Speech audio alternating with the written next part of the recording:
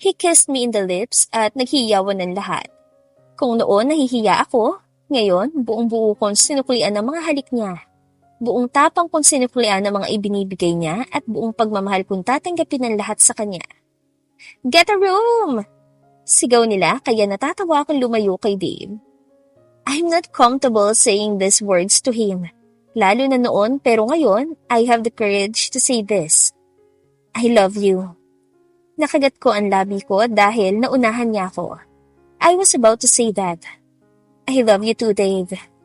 Wala na akong mahihiling pa except sa isa, na mukhang dininig ng Panginoon. Lahat kami napatingin sa mga bagong dating. Sa gitna ng kasiyahan, narinig namin ang singhapan ng lahat. Lumaki ang mata ko dahil hindi ako makapaniwala sa nakita. Parang naging slow motion lahat. Nakita namin kung paano takbuhin ni Mama ang pagitan niya at ng bagong dating. It's Philip.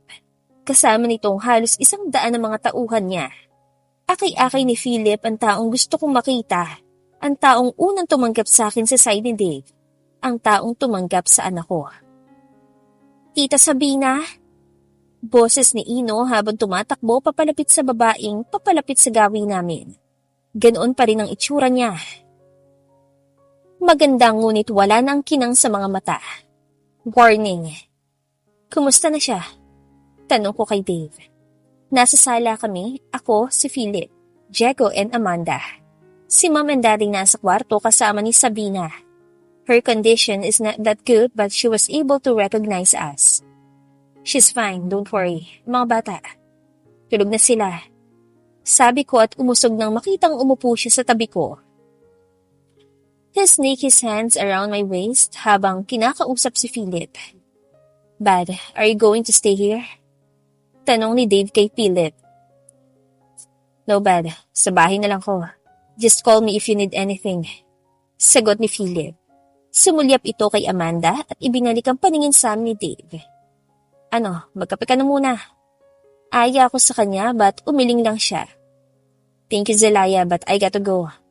Sumulyap ulit ito kay Amanda bago tumayo at umalis. Kumunot ang noo ko sa dalawa. It's just me or may something talaga sa kanila.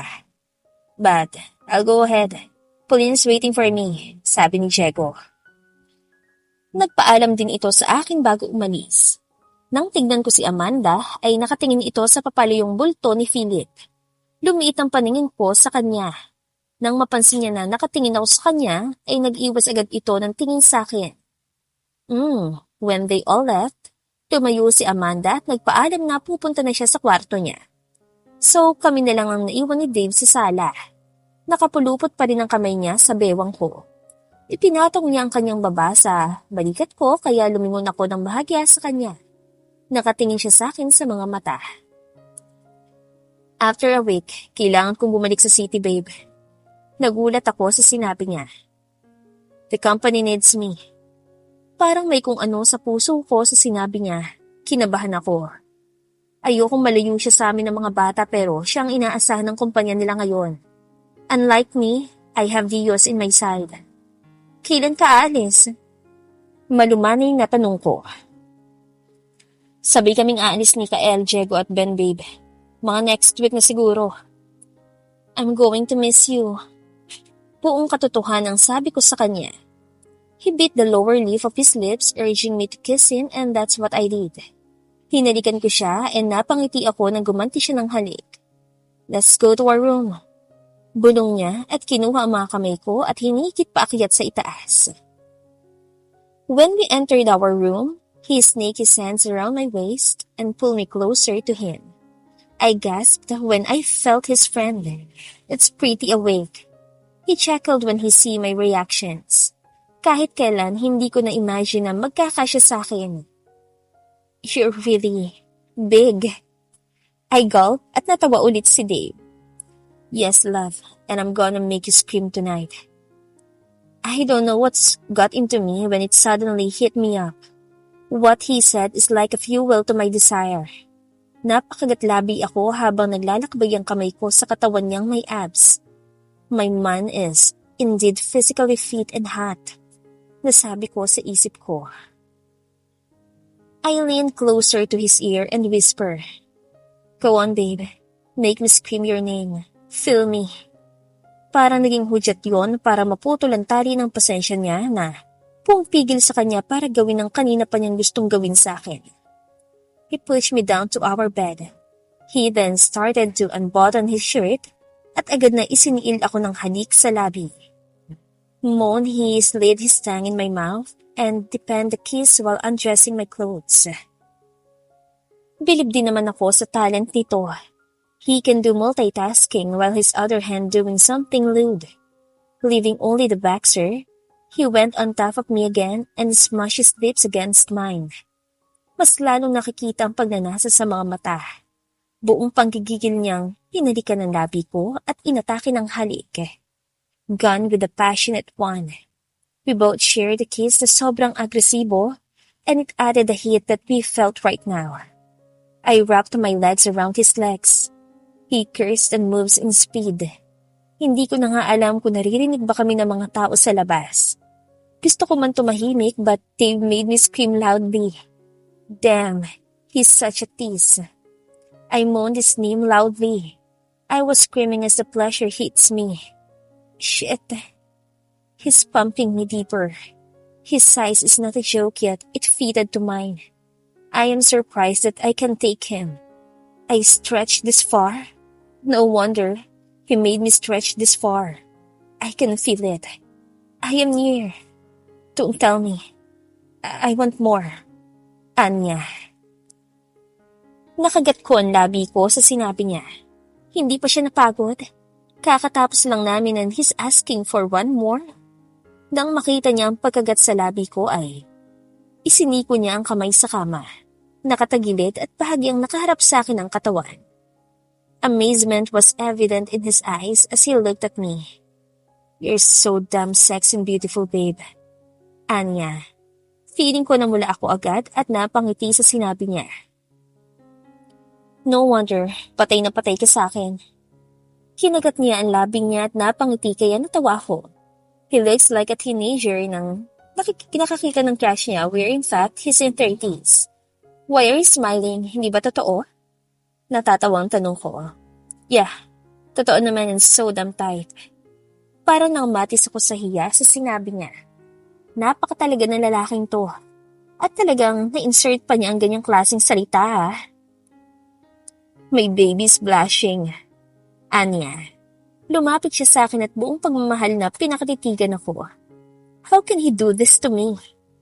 Kung pwede lang sana ako manatili dito, ginawa ko na. Bumalik sa akin ang sinabi niya kanina. Oo nga pala. Aalis sila ng isla next week. Then, let's make your 1 week stay here memorable para baon sa pag-alis. I said. No definite words can describe his reaction right now. Alam ko ring ayaw niyang umalis dito. When I come back here, I promise na wala nang gulo. Matatapos na lahat ng gulo. Sabi nito sa akin and I believe in him. Naniniwala ako sa sinasabi niya. I trust his words and I trust him. Kinuha ko ang braso niya at umunan dito. Siniksi ko ang maliit kong katawan sa katawan niya at napapikit ng maramdaman ng pagkalik niya sa noo ko. Still, I wanted another round. Natawa ako sa sinabi niya. Ang hilig talaga. Kinaumagahan ay maaga akong nagising para paglutuan ng mag-ama ko. Plano kong mag-family bonding kami ng mga anak namin. Wala pang 5:00 ay nasa kusina na ako. Nilabas ko ang mga lulutuin ko na dadalhin namin mamaya sa rep. Napangiti ako nang maalala ang nangyari kagabi sa amin ni Dave. One of the best night na kasama ko siya. Dahil sanay na naman akong magluto ng kahit na ano, mabilis ko lang na marinate at na-prepare ang mga lulutuin ko mamaya. Nagluto na rin ako para sa amin. Nagluto ako ng soup para makainom si Sabina and other light meals. Maya-maya pa'y bumaba si Amanda para kumuha ng tubig. Bahagya pa siya nagulat na makita ako sa kusina. Good morning! Bati ko sa kanya. Ako nang una nagsalita dahil mukhang maaga siya nakabawi. Good morning, bakit ang aga mo? Tanong niya habang ibinabalik ang isang pitchel ng tubig sa ref.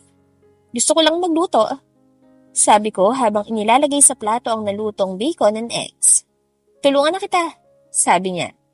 Hindi ayos na, patapos na rin naman ako. Sabi ko. Ganun ba? Wala na ba akong may tutulong sa'yo? Napaisip naman ako.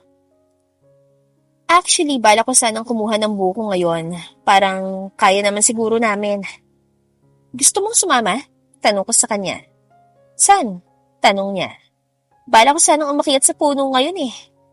Naningkit ang mga mata ni Amanda habang nakatingin sa akin. Baka akala niya ay pinagtitripan ko siya. Anong punong balak mo akyatan? Buko. Gusto kong kumuha ng mga buko. Nagliwanag ang mga mukha niya at tumiti. Oh, sige, sama ako. Excited na sabi niya. Natawa ako sa reaksyon ni Amanda bago kinuha ang pagtali ko sa buhok. Let me tie your hair first. Sabi ko at pumunta sa likuran niya para itali ang mga buhok. Habang itinatali ko ang buhok niya, ay napansin ko ang maliit na tattoo sa bandang leeg niya. It's a small heart-shaped tattoo. May tattoo ka pala? Sabi ko after ko maitali ang buhok niya. Yeah, minimalist. Kailan yan? Tanong ko. I was curious. The tattoo was so nice. Matagal na yan. Sino may gawa? Maybe magpapatattoo din ako sa kanya. Hindi ko kilala kung sino eh. After this mess, siyang una kong hahanapin. Sabi ni Amanda. The tattoo artist? Bakit naman niya hahanapin? For what reason? Pwede ko bang malaman kung bakit? Because Snow needs him now. Nagulat ako sa sinabi niya. Hindi ko inaasahan ng lahat ang sinabi niya sa akin ngayon lang. I didn't know.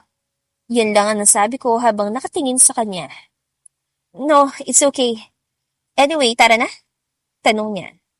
Tumango ako at kinuha ang itak na gagamitin namin mamaya. Teka Amanda, ayaw mong magpalit? Manipis kasi ang suot niyang damit. Kita ko pa nga ang panloob niya sa suot niya ngayon. Hindi na. Wala pa naman natang gising ngayon aside sa atin. Kung sa bagay, may point siya.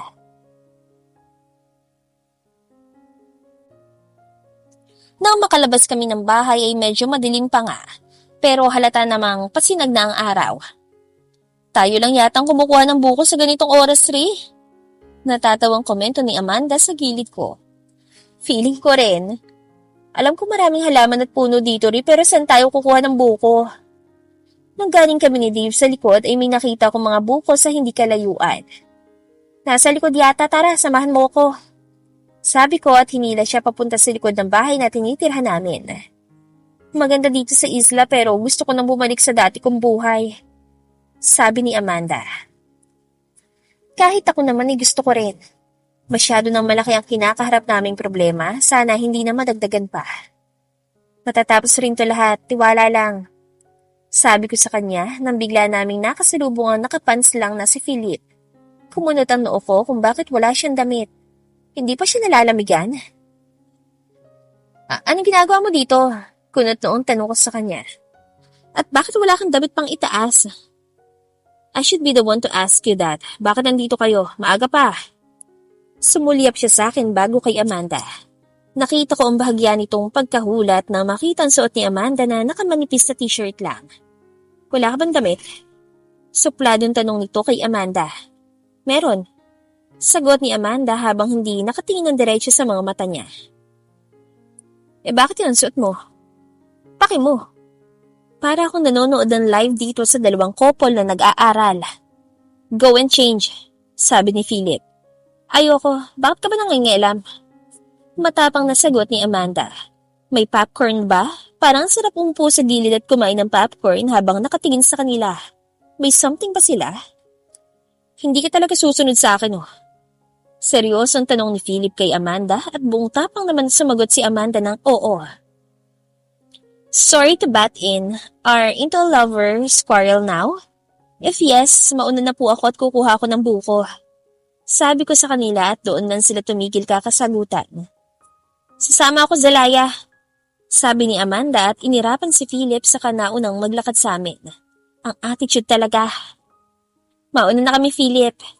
Sabi ko at lalagpasan na sana siya nang nauna pa siyang maglakad sa akin at sinundan si Amanda. Sasama rin siya? In fairness, pareho silang ma-attitude. Nakabusangot lang ang mukha ni Amanda sa pangunguha namin ng buko. Si Philip ang umakyat sa puno at ako, tiga-cheer lang sa ibaba. Nang makauwi kami ay si Mama at Papa pa ang gising. Good morning, Ma. Good morning, Pa. Bati ko sa dalawa. Good morning, Iha. Saan kayo galing? Tanong ni Mama. Kumuha po kami ng buko ni Amanda, Ma. By the way, nagugutom na po ba kayo? Hindi pa naman, Iha. Don't worry about us. Sige po, Ma. Nakapagluto na po ako. Gigisingin ko lang sa ita si Dave. Sige, Iha. Umakyat ako sa kwarto naming mag-asawa only to find out na tulog pa si Dave. Napailing na lang ako at pumasok ng banyo para magbanlaw. I'm sweaty kaya kailangan ko maligo muna. Gagawa ako ng buko salad mamaya. Madali lang ako naligo.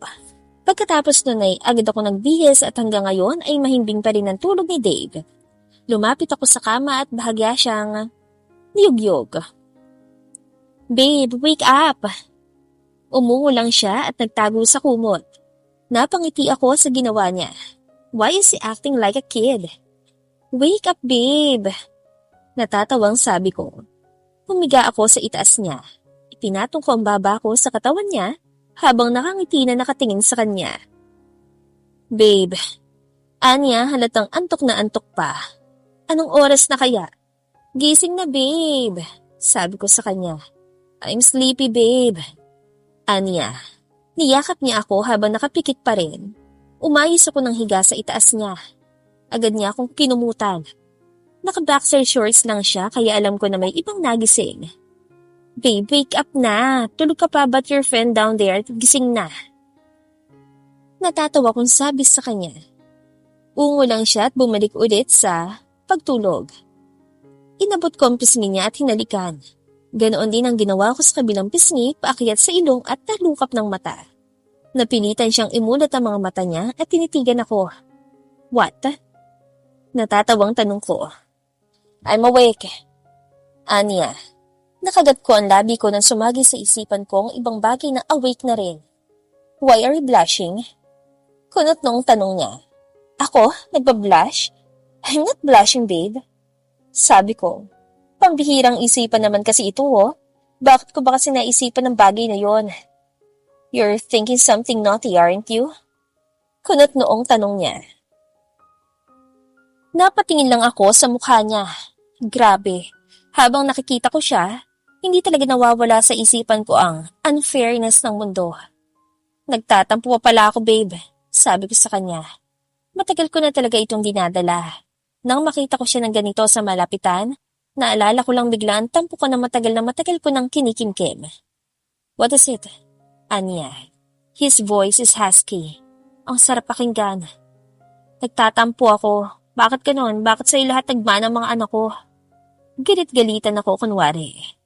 Anong anak mo? Anak natin. Ulitin mo. Masungit na sabi niya. Natatawa ako sa isipan ko. Pinipigilan ko lang matawa sa harapan niya. Repeat it, babe. Pangungulit niya nang hindi ko inulit ang sinabi ko. Ang kulit? Napahiyaw ako sa sunod niyang ginawa. He rolled me into the bed kaya nangyari ay nagpalit kami ng pwesto. He's on top of me now. Nakatingin siya sa mga mata ko. Nagkatitigan kami. Nakita ko sa malapitan kung gaano kagwapo ang mukha niya. Nalalanghap ko rin ang hininga niya. Gating talaga ka-unfair ang mundo, ano? Yung tipong bagong gising ka lang pero pabangon ang hininga mo. He's confident too eh. Confident siyang ipalanghap sa akin ang hininga niya samantalang ako, conscious na baka mabaho ang hininga ko pag gumigising. Sabihin mo ulit. Anya, hindi pa rin talaga siya makamove on sa sinabi ko. Fine, anak natin babe. Sabi ko at inirapan siya. Agad niya akong siniil ng halik at ikinagulat ko. It didn't last long dahil nung humiwalay siya, agad niya akong tinitigan. Of course, anak natin babe. It's my sperm that I deposited inside your egg. What the? Papa, let's go! Hatak-hatak ni Stephanie ang kamay ng ama niya habang si Ino naman ay nasa tabi ko at nakatutok sa phone niya. Anak, please keep your phone. It's a family day today so supposed to be, phones are not allowed. Okay, ma'am. Agad naman ako sinunod ni Ino kaya lihim ako napangiti. Sino naman itong ka-text mo? Tanong ko. Bahagyang humaba ang uso niya na parang ayaw niyang ipaalam sa akin kung sino yung ka-chat niya. Wala, mama. Anyway, saan po tayo pupunta? Nagtatakang tanong ng anak ko sa akin. Napatingin ako sa mag-ama ko na nagbabangayan ngayon. They are talking about something. Nakakunot ang noon ni Stephanie habang kausap ang ama na ngayon ay nakakamot na sa kanyang ulo. Mama, I heard from Tita Agatha na aalis daw sina Papa. Hanggang kailan po sila sa city, Mama? Tanong ni Ino. This is last day with us. Kaya alam kong importanteng araw to kay Dave. Your Papa promised me na uuwi siya sa atin thrice a month dahil hindi pwede manatili si Papa dito sa atin dahil sa company. Are we forever live here, Mama? Napapuntong hininga ako dahil hindi ko rin alam kung hanggang saan kami dito sa isla. Not until may panganib. Mas safe kung dito na lang kami magtatago. Beirut, it's all set. Napatingin ako kay Philip. Nakasalubong namin siya. Nakahubad pa rin ito but this time may suot na siyang sombrero. Yung mga sinusuot ng mga archaeologist. Mukhang feel na feel niya ang isla. Thanks, man. And then manhag ang dalawa. Sandali pang pinanggigilan ni Philip ang pisngin ni Stephanie saka sumalubong sa amin. Hi, Tito Philip! Hi, big man effect, diba? Well, obviously hindi gumana ito. Nakasimangot ang sagot ng anak ko na ikinakunot ang noo ko. What are they talking about? Anong pinag-usapan niyo? Tanong ko sa kanila. Tumingin si Philip sa akin at sa anak ko. Tito, don't tell Mama. Mas lalo ako ng curious sa pinag-usapan nila. Don't tell Mama daw sabi ng anak mo. Sabi niya, tumawa. Nanungkit ang mga mata ko sa dalawa. Naramdaman ko na lang na lumapit si Dave sa akin. Inilagay niya ang kanyang kamay sa bewang ko. What's happening here? Wala akong kinalaman dyan By the way, una na ako, dyan na kayo. Paalam ni Philip at umalis dala ang sombrero niya. Mama, it's okay, it just... Mama kasi, crush ni Kuya si Ate Annie. Pagsingit ni Stephanie sa usapan. What? Hey, Mama, don't listen to Steph. Hindi naman yung totoo Natawa lang din si Dave sa tabi ko habang ako ay parang ma-high blood sa mga anak ko. That's enough. Halina kayo. Sabi ko na lang at sumabay kay Dave papunta sa yacht. May yacht si Philip sa isla. Plano namin sanang isama sina Amanda at Snow pero hindi si Amanda. Sabi niya na we should spend our time to Dave. Mama, is that a boat? Tanong ng bunso namin na mukhang hindi yata kayang magtanong ng hindi sumisigaw. Yate yan, baby, sabi ko. So it's a boat. Yate nga. Sagot ko ulit. Yes, Mama, so it's a boat nga. Nakagat ko ang ibabang lalambi ko. Narinig ko rin ang hanakhak ni Dave sa tabi ko. Ibinaba niya si Stephanie at nagtutumakbo siya papunta sa dagat. Swimming, kuya, swimming! Sigaw nito habang tuwang-tuwa na nagtutumakbo papunta sa dagat. Dave, yung anak mo, nagmana sa'yo. Sumakit yata ang ulo ko. Grabe ka naman, babe. Sa akin talaga nagmanang katigasan ng ulo niya. Well, I have to agree kasi whenever I see you, tumitigas talaga ang ulo nito. Parang may kung anong apoy ang dumapo sa akin sa sinabi ni Dave. Agad ko siyang sinapak na tinawanan niya. Sira ulo to. Nagawa pa talagang isali ang kahalayan sa simpleng usapan namin. O yan, diyan ka na nga, kay aga-aga Inirapan ko siya at sinundan ng dalawang anak ko na nagtatampisaw na sa dagat. Narinig ko pa siyang tumawa sa likuran ko habang tinatapog ako pero hindi ko siya nilingon. Babe, wait. At tumawa na naman parang gusto ko nilang magpadasal sa bahay. Feeling ko agad akong tatanda sa loob ng bahay namin dahil sa mga anak ko at sa ama nila. We spend our time in that island. Halos na naging trabaho ko ay maghanda ng pagkain at magpunas ng pawis nila. Parang naging babysitter ako sa 3 show ko na ngayon ay nasa dagat na at nag-ala mermaid na si Stephanie. Papa, bitiwan mo po ako, I can swim! Hindi ako nagkomento. Nakadungaw lang ako sa kanila na parang nanggagambala pa yata sa mga nasa ilalim ng dagat. But princess, you don't know how to swim. What? Of course I know, Papa. I was born a mermaid. Natawa ako sa sinabi ni Stephanie. Anong I was born a mermaid pinagsasabi ng anak ko? Tumingin si Dave sa akin. Tila nang hihingi na ng tulong sa akin. Tinasan ko siya ng kilay habang nakatingin siya sa akin na parang humihingi ng tulong. Alam namang bibitawan niyang anak niya hindi yan marunong lumangoy. Suot ka na lang ng life jacket, anak, para mas safe. pagkukumbinsi nito kay Stephanie. Papa, wala pong ganyan ng mermaid. Pumalakak na talaga ako sa kinatatayuan ko sa sinabi ni Stephanie. Si Ino ay nakasuot ng life jacket pero marunong naman lumangoy dahil tinuruan niya ng Papa Vios niya, but itong bunso namin, no comment. At may point naman siya dahil hindi nga naman nagsusuot ng life jacket ang mga mermaid. Oo, pero anak, kasi malulunod ka. Marami pang shark sa ilalim ng dagat, baka kainin ka nila. Pananakot nito na mukhang hindi naman effective dahil nalukot lang ang mukha ng anak namin. Papa, sharks and mermaids are friends, so I'm fine and hindi ako malulunod kasi I can breathe under the sea. Napakamot si Dave sa ulo niya. Napailing na lang ako at kumuha ng towel. Tama na yan, kumain na muna kayo at uwi na tayo mamaya. Sabi ko dahil parang hindi na alam ni Dave kung paano niya kakausapin ang anak niya. Sinalubong ko sila habang paakyat sa yate. Kinuha ko si Stephanie sa ama niya at nakasimangot ito sa akin ngayon. Hindi ko alam kung anong problema na naman ang batang ito. Thank you, babe. Tinawanan ko siya. Sumakit ang ulo mo? Natatawang tanong ko. Kinda. Sagot niya kaya mas lalo akong natawa. Saan ba magmamana ng anak niya? Sa kanya lang naman din. So, natikman na niya kung gaano siya kakulit noon at magpahangga ngayon. Mama, hindi pa nga ako nag-swim eh. Pagmamaktol ng anak ko. Nag-swim na kayo ng papa mo, anong hindi doon? Mama, no. Papa was just holding me all the time. Hindi ako nag-swim on my own. Hindi ko tuloy nakita yung mga pearls. Nalukot ang mukha ko sa tinura ng anak ko. Kakanood niya to ng Disney at Dora eh. We need to go na kasi magagabi na and besides, mamimiss ka ni Snow. Parang matanda na bumuntong hininga ang anak ko. Hi, fine, let's go home. Sabi niya at hiniga ang ulo sa balikat ko. Habang binibihisan ko siya, ay lumapit sa amin si Ino. Papa? Napatingin kami sa kanya ni Dave. Can I go with Tito Philip tomorrow? Saan kayo pupunta? Nakikinig lang ako sa usapan ng mag-ama. He will going to train me po. Train ng ano? Kunot noong tanong ko. Motorcycle, mama. No! Hindi ako papayag. Paano kung mapahamak siya? Baka ikamatay ko kung may mangyaring masama sa anak ko. Pero mama, si Tito Philip naman pong kasama ko eh. Hindi po ako mapapahamak, promise. Ino, ayoko. Hindi ako papayag. Sablay ang braso na lumapit siya sa ama niya. Nakatingin si Dave sa akin at alam kong sa mga mata niya ay naaawa siya sa anak. Parang gusto niyang payagan ito. No, Dave. Ayoko and that's final. Sabi ko sa kanya.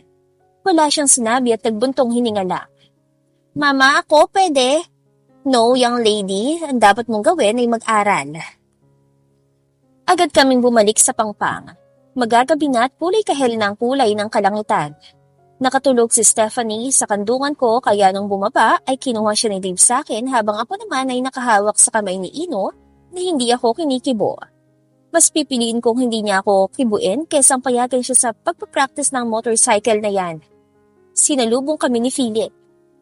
Bakit nakasimangot yan? Rinig ko ang tanong niya kay Dave habang nakatingin kay Ino.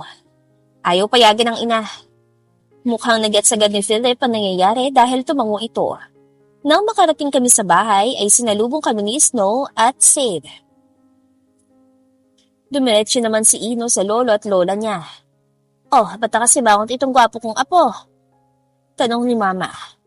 Gusto mag-practice ng motorsiklo, Papa, hindi ko pinayagan. Sabi ko, tumingin sa akin ang dalawang matanda. Naawa din sila habang nakatingin kay Ino. Kung pwede lang nilang i-overpower ang decision ko, ay ginawa na nila. Masyadong spoiled ang mga anak ko sa kanila. Tutpisa na po, your mama is just worried about you. Kausap ni Mama ang anak ko na hindi pa rin talaga ako pinapansin. Napailing na lang ako at umakyat sa itaas. Pumasok ako sa banyo at naghubad at pumunta sa ilalim ng shower. Maya-maya pa'y pumasok si Dave. Wala na rin itong saplot pa sa katawan. Hindi ko siya nilingon pero ramdam ko siya sa likuran ko. Am I a bad mother, Dave? Tanong ko. Masama ang loob ko na hindi ako pinapansin ni Ino dahil hindi ko siya pinayagan sa gusto niya.